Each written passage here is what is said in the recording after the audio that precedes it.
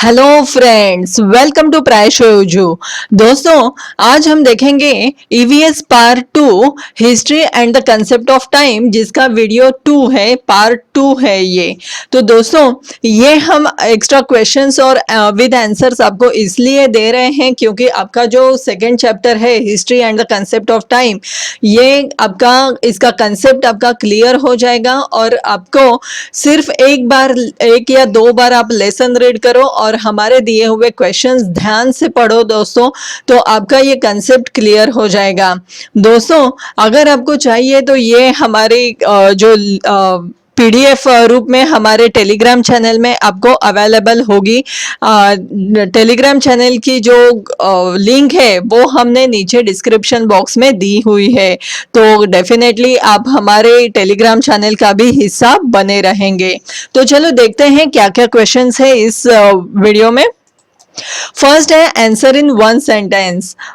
पहला है we see light only during day time and nights are dark, why? क्यों हम डे टाइम में ओनली लाइट देख सकते हैं, नाइट में और नाइट में डार्क होता है, ऐसे क्यों होता है दोस्तों?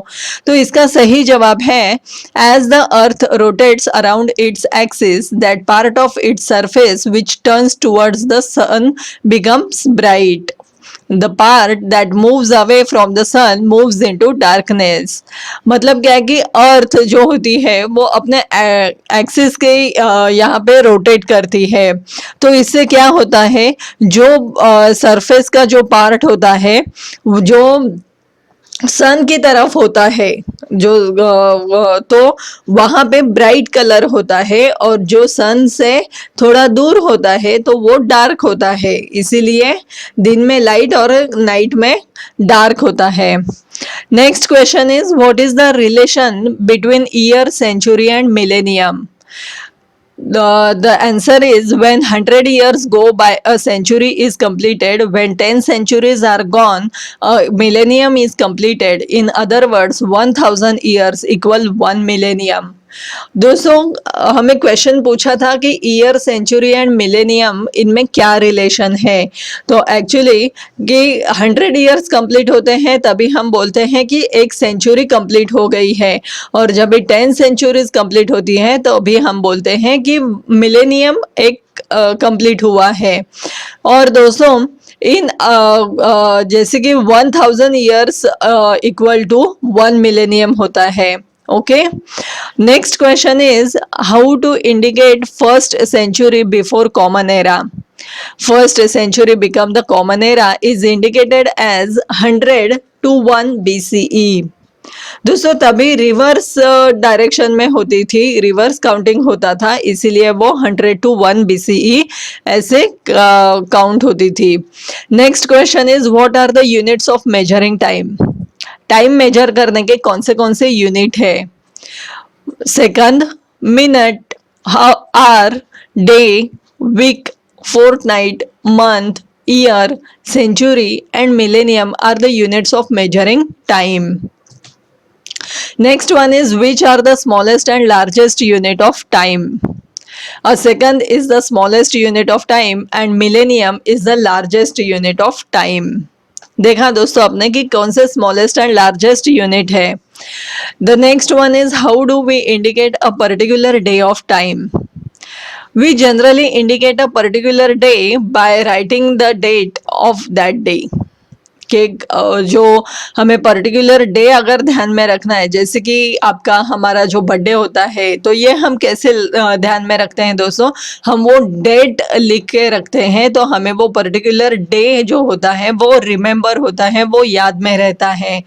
The date consisted of the serial number of that day followed by the name or serial number of the current month and then serial number of the current year.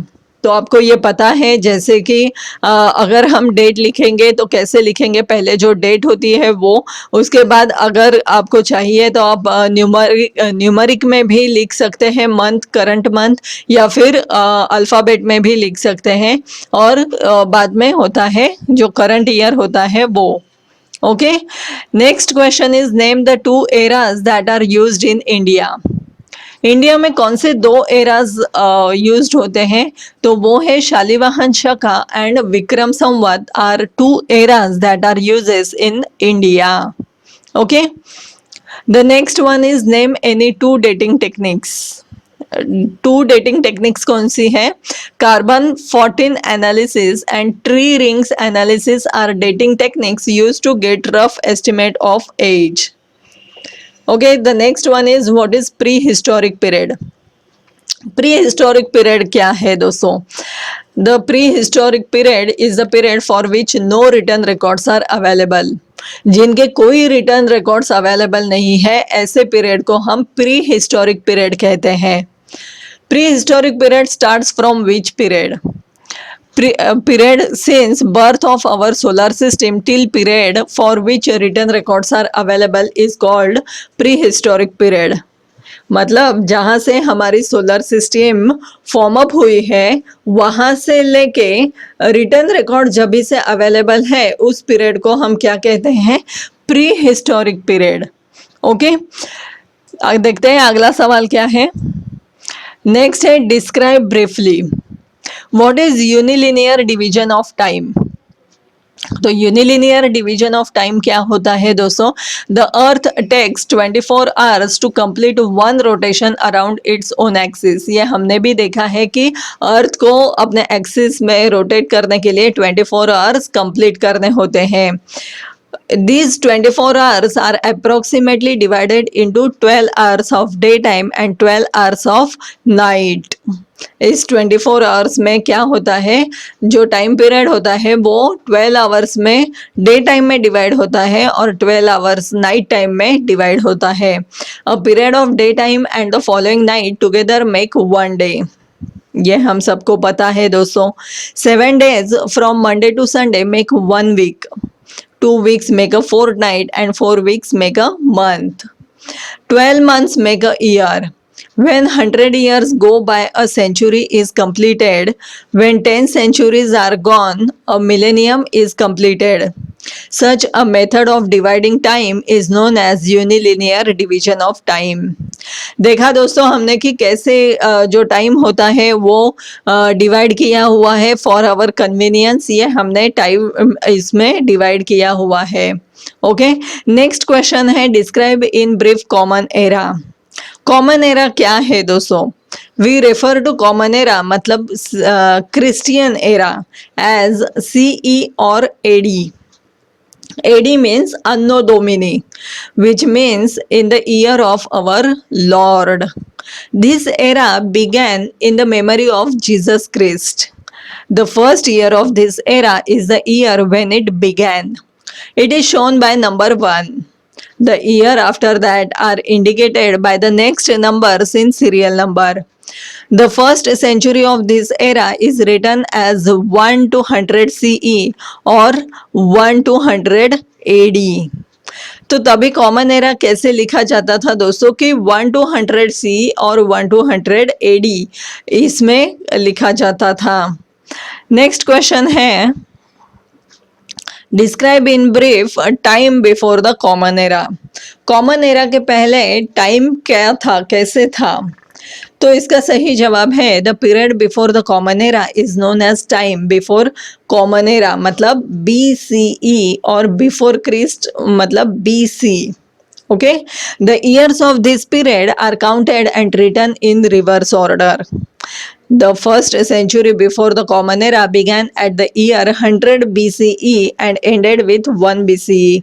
क्योंकि ये रिवर्स ऑर्डर में लिखा जाता था इसीलिए ये common era 100 BCE से start होके 1 BCE तक खत्म हुआ था. It is indicated as 100 to 1 BCE. For example, lifetime of Vardhaman Mahavir is written as 599 BC to 527 BC. तो ये रिवर्स ऑर्डर में था इसीलिए जब भी हम देखते हैं कि वर्धमान महावीर का जो कार्यकाल था वो कहाँ से कहाँ तक था तो 599 BC से लेके 527 BC तक था क्योंकि ये रिवर्स डायरेक्शन था, रिवर्स ऑर्डर था. नेक्स्ट क्वेश्चन है explain a different era used in India for measuring time. और इसका सही जवाब है Christian era began in memory of Jesus Christ. ये हमने अभी देखा है दोस्तों। It is an age old custom to start a new era to commemorate a special event.